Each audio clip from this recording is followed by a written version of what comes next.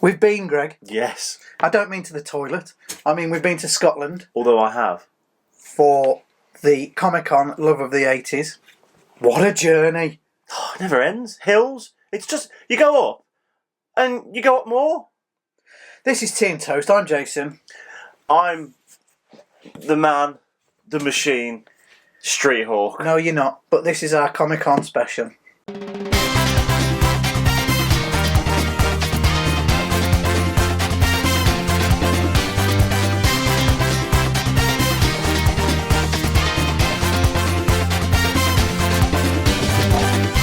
How do you feel, Greg?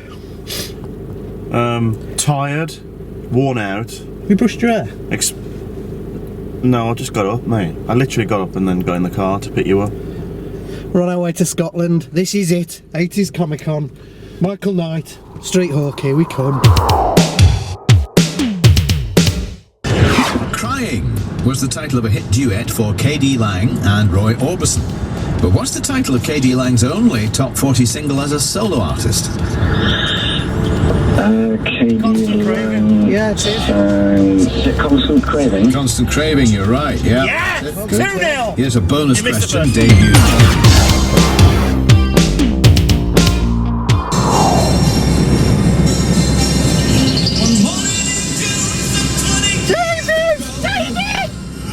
Looking for freedom, top of the Berlin Wall, 1989.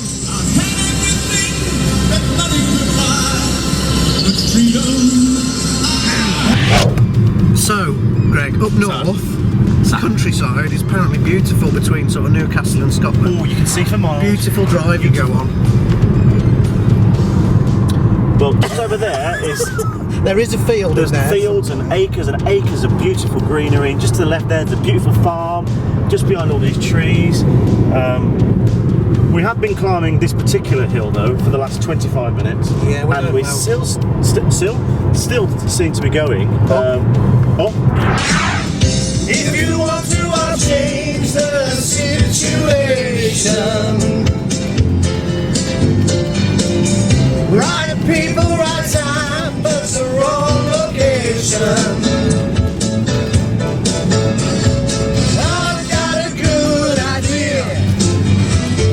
Just you keep me near. I'll be so good for you. I could be so good for you. I'm gonna help you out.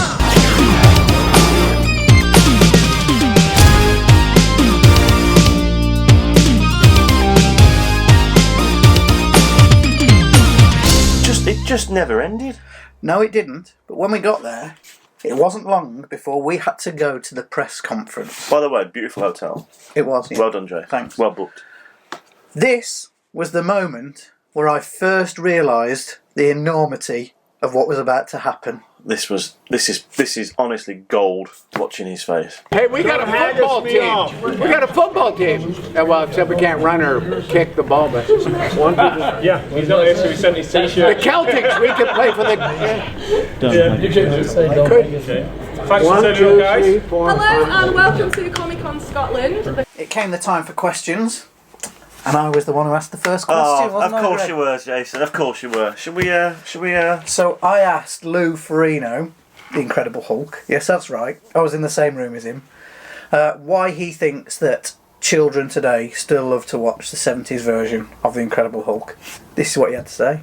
Well, you see, when I did the series, every episode had a laser compelling message about life. There was no blood, there was no extreme violence. It was a beautiful show because every episode you learn something about yourself, about life. Now, the new show, you have the CGI. I think CGI is going to go downhill eventually because it's not real and it's not organic. But the original series is beautiful about it because we didn't have the special effects. We didn't have the wires, the jumping. It's all about people, the connection, the acting. That's what makes it unique, such a unique film because 41 years later, it's still the big iconic comic character in the world because every country embraces the show. And I'm very happy because 3 different generations and the children today, they still love the Hulk much as they like we do, especially the grandfathers and grandparents. I think you was a little bit starstruck, if I'm honest. I was a lot, yeah. Because what you didn't see on the film is, I know we're backtracking a bit here, but when all the stars walked in, because they just opened the lift and then just appeared, as you saw, what you didn't see was his face. Every time he recognised someone, it was over. He looked over his shoulder at me and went, "Oh my God."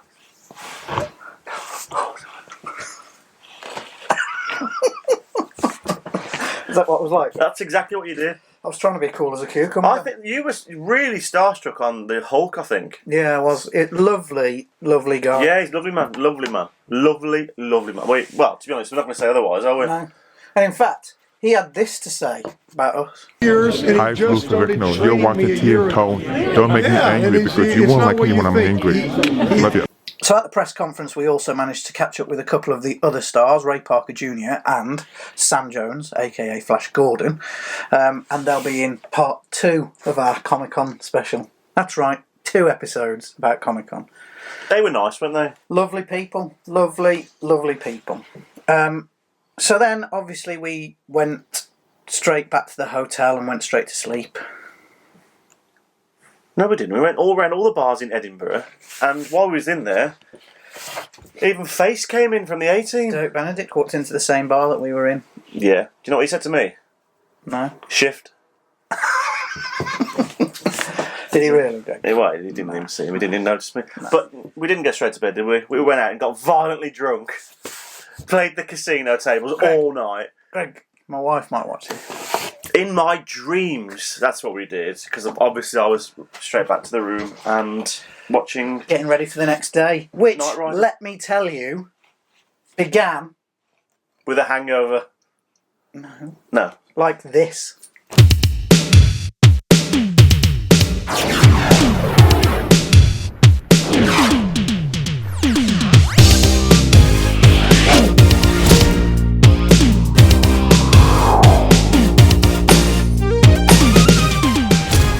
Who was the first person we met on the Saturday, Greg? I think it was Wonder Woman, wasn't it? No, not the cosplayers, the actual celebrities. What's a cosplayer? Somebody who dresses up as a... just a guest, you mean? Yeah. A celebrity? Yeah. I'm Rex Smith, and you're watching Tea and Toast. Right on. Yes, we met Rex Smith, Street Hawk. I mean, we were already fans of Street Hawk, weren't we, Greg? Greg? I don't know where to start to tell you about the feeling about this. We got a little bit emotional, if I'm honest, because we got to spend about 15 minutes with Rex Smith sat on the Street Hawk bike. Incidentally, he was there all day, nicest bloke ever, but he didn't do that with anyone else. Don't think he did, no. He only literally went over, sat on the bike and did an interview with us, and he was fantastic. What a gem. And have you noticed so much so that we've put pictures up everywhere of him now? Here is what Rex had to say to us. My first 2 albums, I signed with Columbia Records 1976, 6-album deal. I was managed by Aerosmith's managers. I toured my band Rex. People don't really know about this. I toured for 2 years opening for Ted Nugent. Catch Scratch Fever tour and that. Everything from Anaheim Stadium to Madison Square Garden and every Coliseum in between. Toured with AC/DC opened for me. And so I was being groomed to be Van Halen, let's say. I played the last concert with Leonard Skinner. We were on, Ted and Skinner and I were on tour. And Ronnie Van Zant, we're both from the South. We got along famously.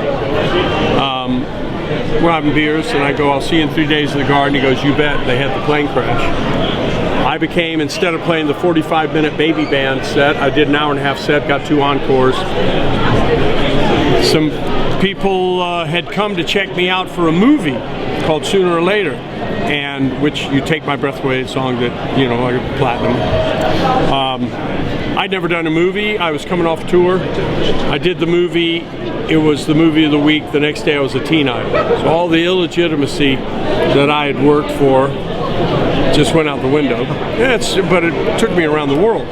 I came off the movie, did Pirates Penzance with Kevin Kline and Linda Ronstadt. We did it for free in the Delacroix. I had to sing with Linda Ronstadt. Yeah. We did it for free in Central Park. Then we went to Broadway. We were the Hamilton of our day, or the Hamilton is the Pirates Penzance of yesterday.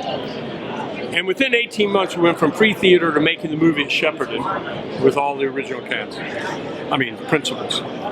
When Street Hawk came along, it was offered. I had a meeting with ABC, and they offered me 2 ideas. One was, you're a rock and roll singer who's in love with the thing, and you're going, what else you got? And so we got this motorcycle thing, whatever. And I'm going, yeah, that sounded pretty good. And that was the genesis of Street Hawk. The interesting thing about Street Hawk, I got George Clooney on, I got him his SAC card. I mean, he didn't invite me to the wedding, but you meet some guys, they never come down. Street Hawk was originally slated. We were 8 o'clock on Monday nights, starting in September. The president of ABC had fallen in love with a summer replacement, and he refused to end it and give us our slot. And we became mid-season on Friday nights. When he got consequently fired for doing it. MacGyver got our slot. It was over $1 million an episode. Wow. It was an expensive show.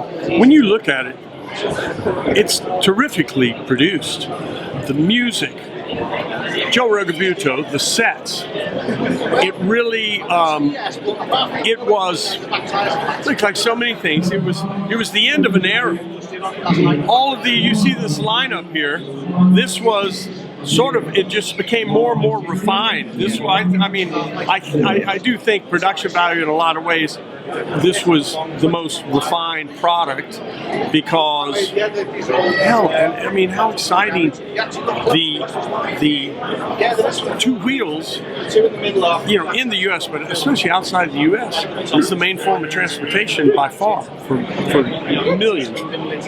Listen, we weren't changing the world with the scripts and stuff, but I do think the excitement of hyperthrust. Also, you think it's almost like it was almost foretelling the future because hyperthrust depended on what now is GPS. So there was sort of a science fiction to that. They have they do the things that Star Trek saved the world or whatever about the ideas there, great ideas that were scientific, looking into the future. There was a futuristic aspect to this that was acceptable as more than just fantasy. There was a palpable reality to the idea of computer control taking over and enabling a man to be the man. Machine. Street Hawk. So if you'd like to see the full interview with Rex, I will post it on the channel in a few days' time, and you can watch it from start to finish. Yes, Greg? We do a thing about Ghostbusters. Ghostbusters! Well, I'm throwing it out there now. Rex has to be our new one. Rex! Because he is an absolute diamond. Rex, if you ever are watching this, which there is not a chance in hell, you never know, then you are a star, mate. Thank you so much. Like I said, we were fans before, but after we'd spoken to you, we were over the moon. Just brilliant. The footage you gave us and the time that you spent with us, so thank you. And that picture with me he's just stood there, he's sat on the bike, and I'm stood next to him on the bike. It's unbelievable. Best thing, to me, shockingly, that was one of the best. Well, we nearly cried, didn't we, afterwards? Yeah, we were quite emotional. So, that is part 1 of our Comic-Con footage. We will include some more in our next episode. Who's to come next, then? Oh, well, we spoke to Zach Gallagher, Billy from Gremlins. And we did get a little bit of time with the Hoff. That will be in part 2. In the meantime, Greg, what's next? I think you know what's next. It's a Comic-Con special, Greg, and we've still got to have the joke in. Yeah, I'm putting it in because one person said they're tired of it now. Yeah, it's not just one person, Greg. Me as well. So that's 2 at least. Not on there, is it? No, but it's the illusion. How many times, Jason? Where is it, Greg? I've done a lot of it. Don't look. I've wrote it on the computer this time, but it's still the illusion of it being on the car. I tried to get a Street Hawk joke. I just couldn't find one. And why would you want to joke about anything to do with Street Hawk? Because now he's my new hero, Rex. You're right. Rex. And can I just say, because this is a Comic Con special, we'd normally cut to an ad break after this. But we're going to have a clip of Street Hawk instead. Yes, we are. Do you know why? For X! Okay. This has got nothing to do with Street Hawk, nothing to do with bikes or anything. So We'll probably get flagged as well, but I don't care. you don't, do you? No. Put a hypo thrust in. Oh, Rex. Oh, wow. Okay, Jason, brace yourself. Brace yourself well, because here is the joke on the Comic Con special, which has nothing to do with Comic Con whatsoever. I might have to laugh all the way through this one, Jason, because it's that good. In Trinidad and Tobago, it will cost you £2.50 for a steak pie. Jason, in Jamaica, it will cost you £3. These are the pie rates of the Caribbean.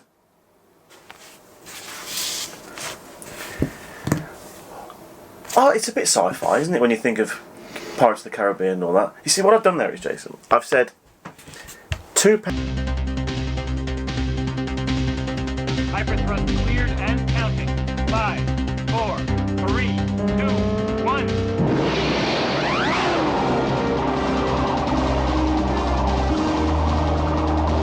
That's part 1, Comic Con Scotland, Greg. I don't think it comes across just how fantastically, emotionally draining and incredible the day was. It was amazing. We're going to everyone now.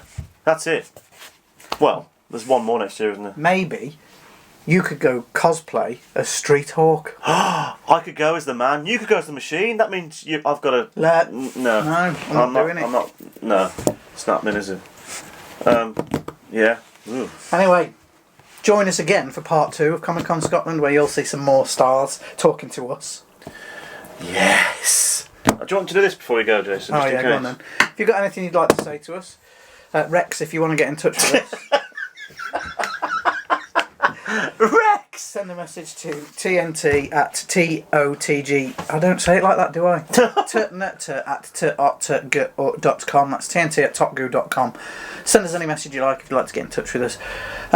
Big thank you to Andy Cleek from Nopley Events, who invited us to the 80s Comic Con in Scotland. And thanks to Rex and everybody else who spoke to us whilst we were there. Oh, and Steve, if he's watching. Steve Fawcett is the brilliant. man. Yeah, He was brilliant. Well done, Steve. Brilliant, thanks. I just want to. And by the way, Rex, if you want to,